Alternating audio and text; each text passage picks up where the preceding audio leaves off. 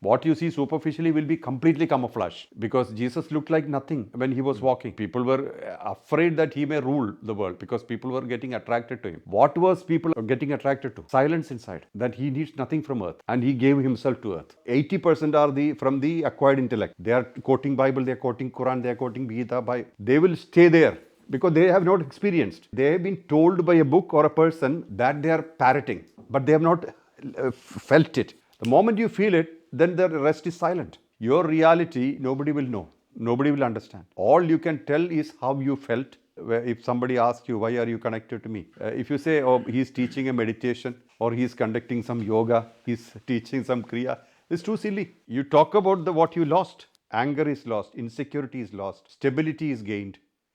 If you resonate with what Mohanji is saying, if you are seeking clarity, guidance, or deeper connection, Mohanji goes live every Sunday for a transformational 2-hour Q&A session. He personally answers your questions. For more info and to register, scan the QR code on the screen.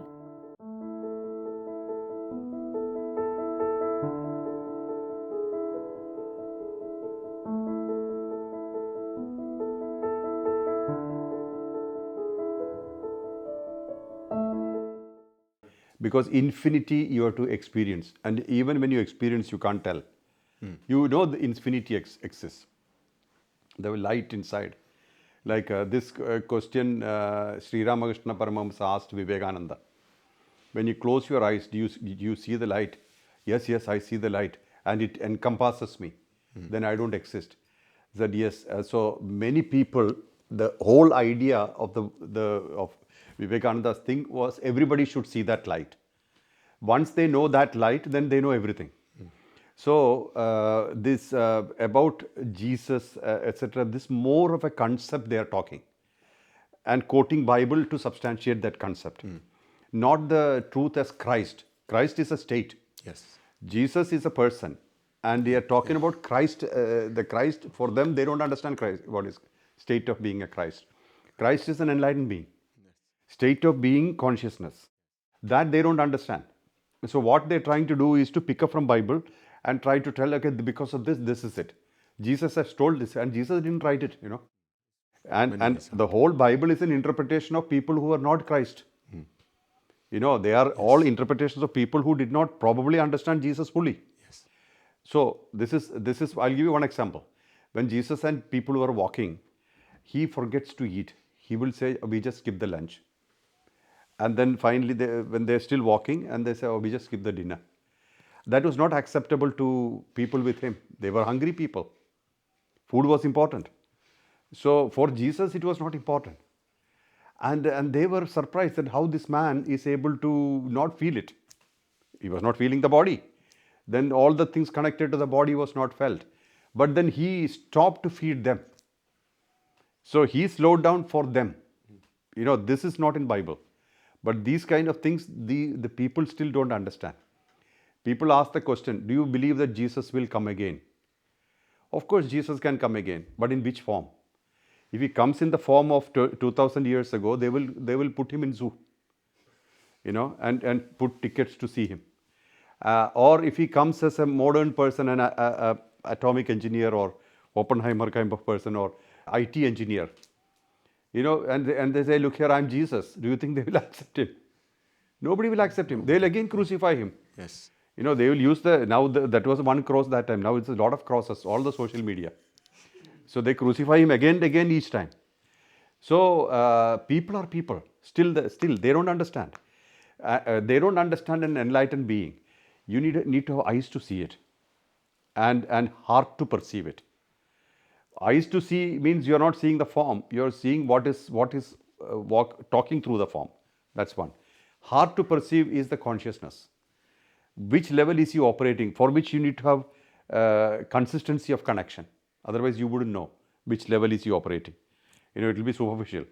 What you see superficially will be completely camouflage. Because Jesus looked like nothing when he was walking. And people were afraid that he may rule the world because people were getting attracted to him. What was people getting attracted to? Silence inside. That he needs nothing from earth. And he gave himself to earth. So how is it possible? You must be needing something. No, no, I need nothing. How is that possible? So the usual concepts pasted on the forehead never worked with him. Impossibilities, one thing. Need and requirement and ownership, another thing. The sales of something, selling something. He never did that. So then they never understood. So these preachers who are walking around, they pick up words and ask the question. They don't even know what they're asking. You know, when Ammu died, a couple of people came and met me and they tried to convert me. I answered all their questions from Bible. Then they went away. I said, have you read Bibles? No, I don't need to read, but you ask me, I'll answer. I answered all their questions. So, we will be supporting you. I know you went through a big tragedy and this is very, very bad. I said, I know it's very painful. So we are here with you. We'll pray for you. I said, thank you. So this is the thing. The thing is that a real man, he was a real person, an enlightened being, and also came for a purpose. But they couldn't tolerate him because he came and he directly challenged the established priests. They didn't want him. So they created an image of a rebel, a problem in the society. And his main problem was he is spoiling, manipulating the minds of youth. For the rulers, they want to continue to rule. So they said he is gaining popularity, he may usurp you. He may take your kingdom away. That they didn't want. So it was an association between the rulers and the clergy that assassinated him. So people don't understand these things. Your reality, nobody will know. Nobody will understand. Your truth. Even why you are connecting to me, nobody will know. Even if you try to tell, nobody will understand. All you can tell is how you felt. That's why I always tell people, if somebody asks you, why are you connected to me? If you say, oh, he's teaching a meditation, or he's conducting some yoga, he's teaching some kriya, it's too silly. You talk about what you lost. Anger is lost, insecurity is lost, stability is gained. These are the real answers, not what I'm teaching. I'm teaching methods and things for achieving stability. If anger, hatred, jealousy, revenge, insecurity, fear, they are all less, that means you gained enough. So the stillness or the stability which I am, whichever level, it should be translated. It should be translated as transformation for you, from which relieves you from what is your original form to a refined form. That is the whole idea.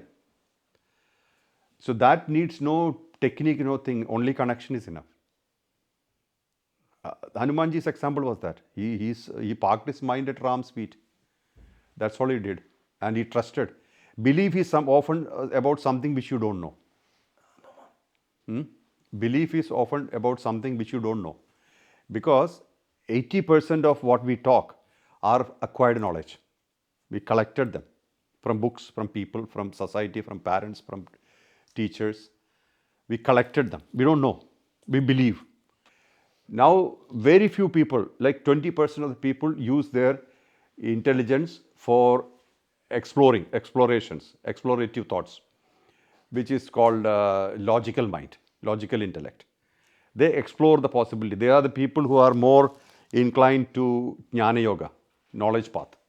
They explore, they dig deeper, and they try to find out, they figure out what is life all about, or what is this thing. So they figure out some things. Then there are a very few number of people who instead invest in awareness. So they become aware of everything deep enough, they finally become aware of consciousness. This is called Ridambara Buddhi, cosmic consciousness. Buddhi, intellect, one is acquired intellect, that is Shruta Buddhi. Shruta means heard. What we heard or seen or collected from the world. Other is Yukta Buddhi. Yukta is logical mind, what we derive from inside, within. Then the third is Ridambara Buddhi, cosmic consciousness, which is awareness, basically awareness. So you are being aware of your feelings. That's exactly what you are practicing in Empowered. to create the Ridambara Buddhi state, cosmic consciousness. So you're being aware and you're connecting to yourself, expanding in that level until you reach the level of consciousness, where you are not the body, you're not the mind. Mano buddhi ahankara chittani naham naja shrotra jihve naja krana netre naja vyoma bhumir na tejo na vayu chidananda rupa shivoham shivoham.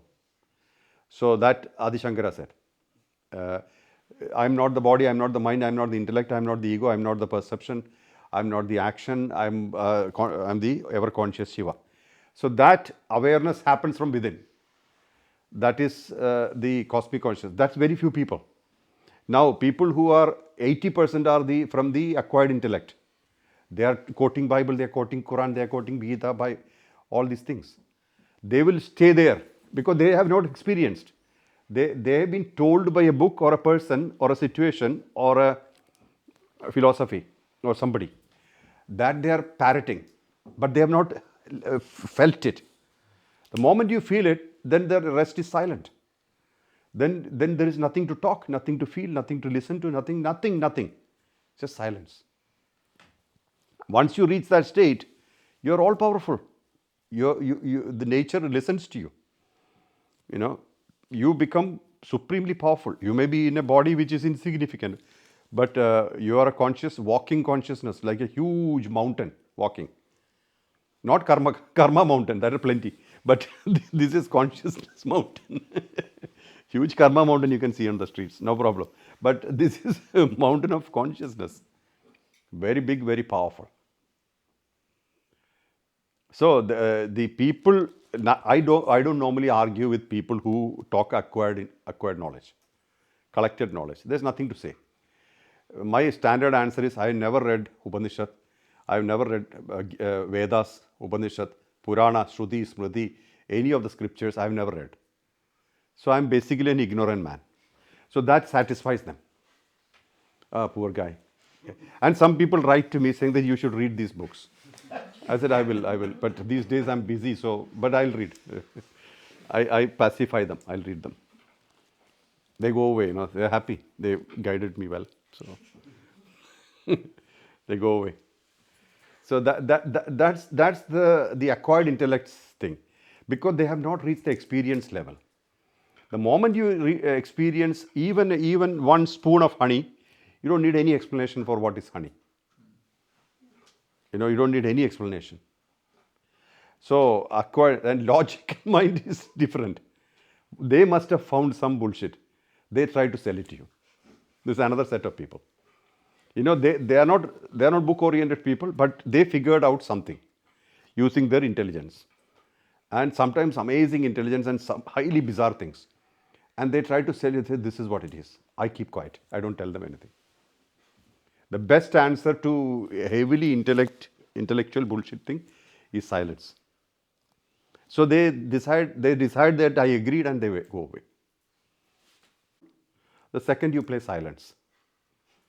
And the third type of people, all you need is a hug. Nothing to say. Because they recognize you.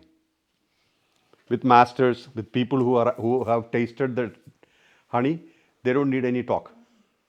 They don't need any talk. See, me and Muji, we sat and spoke for half an hour about almonds inside the dates. So he said that sometimes cashew is better. I said, no, almonds also is good. You were there? Yeah, half an hour we discussed this matter and we shared that dates with almonds. So Kamath was listening. There will be some profound conversation. What profound conversation? Nothing to say. Yeah, I gave him my Power of Purity book, so he's touched it for some time. Then he said, Mohanji, this feels good. This is the beauty of communication. These are the major categories of people, 8 billion people. You can easily understand them, where they are coming from. But an average person in the marketplace, they don't understand these things, right? So, Jesus said, if you don't do this, you go to hell. Oh, no, please, I don't want to go to hell. What should I do now? Go and repent. You're a sinner. You look like one. So these kids, they are very catchy stuff. I never seen anybody a sinner. I've seen people with carrying a lot of garbage, but not sinners. What is sin after all?